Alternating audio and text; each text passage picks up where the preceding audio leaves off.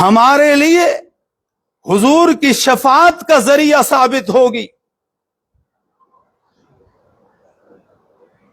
حضور کی محبت کی برکت سے ہمیں آخرت میں حضور کی معیت اور رفاقت حاصل ہوگی.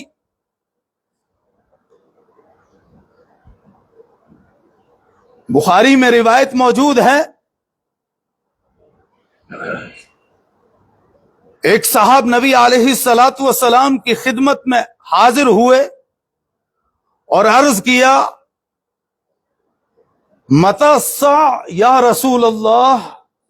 صلی اللہ علیہ وسلم، حضور مجھے بتلائیے کہ قیامت کب آئے گی.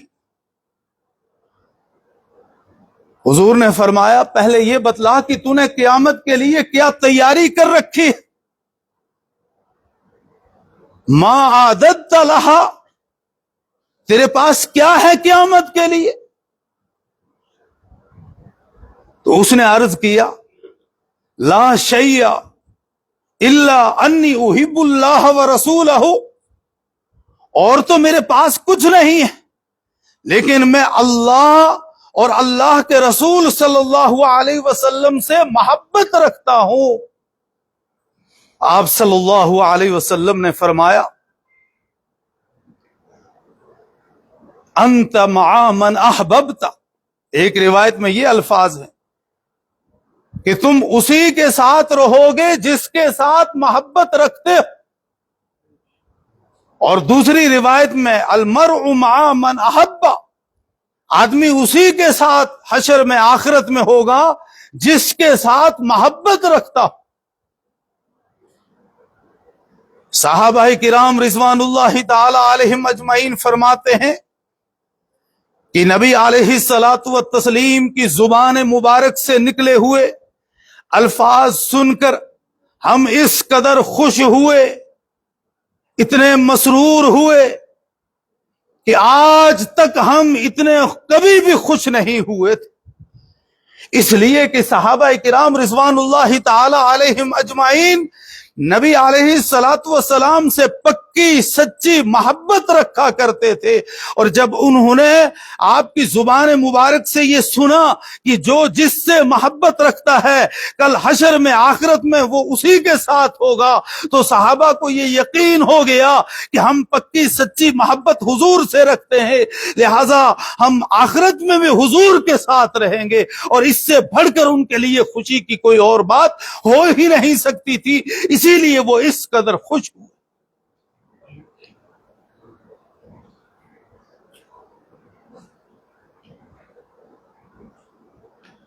نبی علیہ الصلوۃ والسلام کی شفاعت کے تعلق سے ابھی آپ کے سامنے نعت میں اشعار پڑھے گئے، لیکن آپ کی شفاعت کا مستحق بننے کے لیے، آپ کی رفاقت اور آپ کی معیت کو حاصل کرنے کے لیے بنیادی طور پر دو چیزیں شرط ہیں. ان میں سے ایک چیز بہت ہی اختصار کے ساتھ میں نے آپ کے سامنے بیان کی، جس کو محبت رسول کہا جاتا ہے. اور دوسری چیز جو نبی علیہ الصلوۃ والسلام کی شفاعت کا ذریعہ ہے، جو آپ کی معیت اور رفاقت کے حاصل کرنے کا باعث ہے، وہ اطاعت رسول صلی اللہ علیہ وسلم ہے، وہ اتباع رسول صلی اللہ علیہ وسلم ہے. وہ زندگی کے ہر ایک شعبے میں نبی علیہ الصلوۃ والسلام کی پیروی ہے، آپ کی تابعداری ہے، آپ کی فرمانبرداری ہے. قرآن کریم میں واضح طور پر سورہ نساء کے اندر موجود ہے، وَمَن يُطِعِ اللَّهَ وَرَسُولَهُ فَأُولَٰئِكَ مَعَ الَّذِينَ أَنْعَمَ اللَّهُ عَلَيْهِم مِّنَ النَّبِيِّينَ وَالصِّدِّيقِينَ وَالشُّهَدَاءِ وَالصَّالِحِينَ وَحَسُنَ أُولَٰئِكَ رَفِيقًا. کہ جو اللہ کی اطاعت کرے، رسول کی اطاعت کو اختیار کرے، وہ ان لوگوں کے ساتھ ہوگا جن پر اللہ رب العزت نے انعام فرمایا، اور اللہ رب العزت کا انعام یافتہ گروہ کون سا ہے؟ انعم اللہ علیہم من النبیین والصدیقین والشہداء والصالحین، وہ انبیاء کرام کا گروہ ہے، وہ صدیقین کا گروہ ہے، وہ شہداء اور صالحین کی جماعت ہے۔ حسن اولئک رفیقا، کتنی اچھی رفاقت۔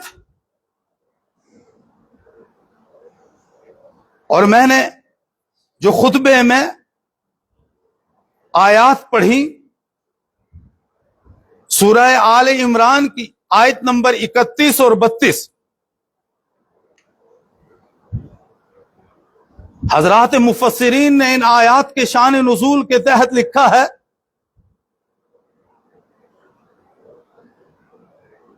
کہ یہود عزیر علیہ السلام کو اللہ کا بیٹا مانتے تھے، نصارہ عیسیٰ علیہ السلام کو اللہ کا بیٹا مانتے تھے، مشرکین فرشتوں کو اللہ کی بیٹیاں کہتے تھے۔ جب ان سے پوچھا جاتا کہ تم ایسا کیوں کرتے ہو تو ان کا جواب یہ تھا کہ ہم عزیر علیہ السلام کو، عیسیٰ علیہ السلام کو اور فرشتوں کو اللہ کی بیٹیاں اور ان انبیاء کو اللہ کے بیٹے اس لیے مانتے ہیں تاکہ ہمیں اللہ کا قرب و اختصاص حاصل ہو جائے، ہم اللہ کے محبوب و مقرب بندے بن جائیں۔ تو اللہ رب العزت نے اپنے محبوب صلی اللہ علیہ وسلم کو مخاطب کر کے فرمایا، قُلْ إِن كُنتُمْ تُحِبُّونَ اللَّهَ فَاتَّبِعُونِ يُحْبِبْكُمُ اللَّهُ، اے میرے محبوب، یہ جو میرے محبوب بننے کا دعویٰ کر رہے ہیں، میرے قرب و اختصاص کو حاصل کرنے کے لیے اپنے من گھڑت طریقے انہوں نے گھڑ رکھے ہیں، ان سے صاف صریح اور واضح طور پر فرما دیجئے، قُلْ إِن كُنتُمْ تُحِبُّونَ اللَّهَ فَاتَّبِعُونِ يُحْبِبْكُمُ اللَّهُ، اگر تم اللہ کے محبوب بندے بننا چاہتے ہو، اگر تم اللہ کے مقرب بندے بننا چاہتے ہو، اگر تم اللہ کا قرب و اختصاص حاصل کرنا چاہتے ہو، تو تمہیں عزیر علیہ السلام کو اللہ کا بیٹا نہیں ماننا ہے، تمہیں عیسیٰ علیہ السلام کو اللہ کا بیٹا نہیں ماننا ہے، تمہیں فرشتوں کو اللہ کی بیٹیاں تصور نہیں کرنا ہے، کیونکہ اللہ کی تو کوئی اولاد نہیں ہے، وہ پوری کائنات کا خالق و مالک ہے، وہ بے نیاز ہے، لم یلد ولم یولد ہے۔ اگر تمہیں اس کا قرب چاہیے تو پھر انہیں کہہ دیجئے میری اتباع کر لیں، جب میری اتباع کرو گے یحببکم اللہ فاتبعونی یحببکم اللہ، تو اللہ خود بخود تم سے محبت کرنے لگے گا، تم اللہ کے محبوب بن جاؤ گے، تم اللہ کے مقرب بندے بن جاؤ گے۔ اللہ رب العزت کا مقرب اور محبوب بندہ بننے کے لیے نبی علیہ السلام کی اتباع ضروری۔ وَيَغْفِرْ لَكُمْ ذُنُوبَكُمْ، صرف اتنا ہی نہیں کہ اللہ کے محبوب بندے بن جاؤ گے، اگر تم سے کہیں کوتاہی غلطی ہوئی ہے، غفلت و لاپرواہی ہوئی ہے، گناہوں کا صدور ہوا ہے، تو نبی کی اتباع کی برکت سے، نبی کی اطاعت کے توسل سے اللہ تمہارے گناہوں کو معاف فرما دے گا۔ وَيَغْفِرْ لَكُمْ ذُنُوبَكُمْ وَاللَّهُ غَفُورٌ رَحِيمٌ، اور اللہ بہت بخشنے والا مہربان۔ قُلْ اطیعوا اللَّهَ وَالرَّسُولَ فَإِن تَوَلَّوْا فَإِنَّ اللَّهَ لَا يُحِبُّ الْكَافِرِينَ، اور ان سے کہہ دیجئے کہ اللہ کی اطاعت کریں اور اللہ کے رسول کی اطاعت کریں، اور جو کوئی اللہ اور اس کے رسول کی اطاعت سے اعراض کرتا ہے، منہ پھیرتا ہے، روگردانی کرتا ہے، تو اللہ رب العزت اعراض کرنے والوں کو، روح گردانی کرنے والوں کو، رخ پھیرنے والوں کو کبھی پسند نہیں کرتا۔ حضرات صحابہ کرام رضوان اللہ تعالی علیہم اجمعین جس جانب بھی بڑھے، جہاں کی طرف انہوں نے اپنے مبارک قدم بڑھائے، جس طرف وہ نکلے، کامیابی نے ان کے قدم چومے، اس وجہ سے کہ انہوں نے صحیح معنوں میں نبی علیہ الصلوۃ والتسلیم کی اتباع کو اور آپ کی اطاعت کو اختیار کیا ہوا تھا۔ وہ زندگی کے ہر ایک شعبے کے اندر نبی علیہ الصلوۃ والسلام کی پیروی کرتے تھے، نبی علیہ الصلوۃ والسلام کی تابعداری کرتے تھے، آپ کی فرمانبرداری کرتے تھے۔ وہ سیرت مناتے نہیں تھے بلکہ سیرت اپناتے تھے۔ آج ہم سیرت مناتے ہیں، حالانکہ یاد رکھیں سیرت کوئی منانے کی چیز نہیں ہے، بلکہ نبی علیہ الصلوۃ والتسلیم کی سیرت اپنانے کی چیز ہے۔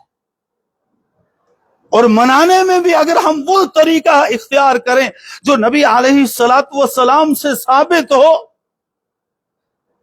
تو ممکن ہے وہ نجات کا ذریعہ ثابت ہو، لیکن ہم وہ طریقے اختیار کرتے ہیں کہ جو طریقے قرآن و سنت سے کہیں بھی ثابت نہیں، اور وہ دنیا کے اندر الگ الگ طریقے ہیں۔ دین پوری دنیا میں ایک، جو دین عرب میں ہے وہی عجم میں ہے، جو مکہ میں ہے وہی فرانس میں ہے، جو مدینہ میں ہے وہی امریکہ میں ہے، جو افغانستان میں ہے وہی ہندوستان میں ہے، لیکن جو اپنے من سے بنائے ہوئے خود ساختہ طریقے ہیں وہ ہر جگہ الگ الگ ہیں۔ اس لیے اسی ربیع الاول کے مہینے میں سیرت طیبہ کے منانے کے لوگوں نے مختلف طریقے گھڑ رکھے ہیں، اور برے صغیر کے اندر خاص طور پر ہمارے ہند و پاک کے اندر اب ان تمام طریقوں کو الگ الگ طور سے منایا جاتا ہے۔ کہیں تو ابھی پیچھے 12 ربیع الاول گزرا جس میں مختلف مقامات کی ویڈیوز آئیں، کہیں لوگ ڈانس کر کے میلاد منا رہے تھے، اور ابھی 3-4 مہینہ پہلے کی بات ہے، سری نگر کے اندر بھی جب بارشیں نہیں ہو رہی تھی تو جمعہ کے دن کچھ لوگ جامع مسجد سے جمعہ کی نماز پڑھ کر باہر صحن میں نکلے تو مسجد کے صحن میں انہوں نے ڈانس کرنا شروع کر دیا، اور ڈانس کرتے کرتے وہ اس قدر بے قابو ہو گئے کہ روڈ کے اوپر آ گئے۔ ان سے پوچھا گیا کہ آپ کیوں ڈانس کر رہے ہو؟ کہا ہم بارش مانگ رہے ہیں۔ وہ ویڈیو آپ میں سے بھی شاید بعض لوگوں نے دیکھی ہوگی۔ حالانکہ بارش کے لیے قرآن و سنت کے اندر موجود ہے، نماز استسقاء پڑھیے، دعاؤں کا اہتمام کیجیے، لیکن وہ ایک نیا فرقہ ہے۔ بعد میں تحقیق کی گئی تو وہ ایک نیا فرقہ نکلا ہے کشمیر کے اندر، اس نے وہ طریقہ اختیار کیا ہوا ہے۔ اسی طرح بعض مقامات پر نبی علیہ الصلوۃ والسلام کا میلاد ڈانس کر کے منایا جاتا ہے، بعض مقامات پر کیک کاٹ کر منایا جاتا ہے، بہت بڑا کیک بنایا جاتا ہے، اور اس کیک کے اوپر کلمہ لا الہ الا اللہ محمد الرسول اللہ صلی اللہ علیہ وسلم لکھا جاتا ہے، اور پھر اپنے قائد کو بلایا جاتا ہے، اس کے ہاتھ میں چھری تھما دی جاتی ہے، اور وہ اس کیک کے اوپر اس لکھے ہوئے کلمے کے اوپر چھری چلا کر اس کیک کو کاٹتا ہے، اور یہ تاثر دینے کی کوشش کرتا ہے کہ میں نبی کا میلاد منا رہا ہوں۔ حالانکہ وہ چھری جو چلا رہا ہے وہ براہ راست نبی علیہ الصلوۃ والسلام کے مبارک سینے کے اوپر چلا رہا ہے، اور اسے اس بات کا محسوس بھی نہیں ہو رہا ہے کہ میں کیا کر رہا ہوں۔ بعض جگہوں پہ جھنڈے لہرا کر میلاد منایا جاتا ہے، بعض جگہوں پہ جھنڈے کو سلامی دے کر میلاد منایا جاتا ہے، اور بعض جگہوں پہ میلاد کا جلوس نکال کر میلاد منایا جاتا ہے، اور ہم نے خود بھی منایا ہے جلوس کے اندر۔ میں خود بذات خود جب مدارس کی طرف دین کے ساتھ وابستہ نہیں ہوئے تھے، مدرسے میں نہیں پڑھا تھا، تو نکلتے تھے بڑے شوق سے، بچوں کو بھی لیتے تھے، ٹولیاں بنا کر پہنچتے تھے، اور پھر گلی گلی گھومتے تھے جلوس لے کر، یہاں تک کہ 3 بج جاتے تھے، ظہر کی نماز وہیں ہو جاتی تھی۔ اب 3 بجے مسجد کا رخ کیا، اس لیے کہ وہاں تبرک تیار کیا ہوا ہوتا تھا، وہ تھوڑا تھوڑا لیا، کھائے، تو چلو جی گھر کی طرف بھاگے، اور عصر کی نماز راستے میں ہی گئی، گھر شام کو پہنچے۔ ہاں جی، دن بھر ہم نے جلوس نکالا ہے میلاد شریف کا، تھکے ماندے ہیں، رات کو سوئے، مغرب کی نماز بھی گئی، عشاء کی نماز بھی گئی، اور بعض دفعہ صبح بھی نہیں اٹھتے تھے، فجر کی نماز بھی چلی جاتی تھی، جبکہ نماز کو نبی علیہ السلام نے فرمایا قرۃ عینی فی الصلاۃ، نماز کے اندر میری آنکھوں کی ٹھنڈک ہے۔ جو نماز کی پابندی کرتا ہے گویا کہ وہ نبی علیہ السلام کی مبارک آنکھوں کو ٹھنڈک پہنچاتا ہے، اور جو نماز کی پابندی نہ کرے، جو نماز کی پرواہ نہیں کرے، وہ نبی علیہ السلام کو ایذا و تکلیف پہنچاتا ہے، وہ آپ علیہ السلام کو اور آپ کے قلب اطہر کو مجروح اور زخمی کرتا ہے۔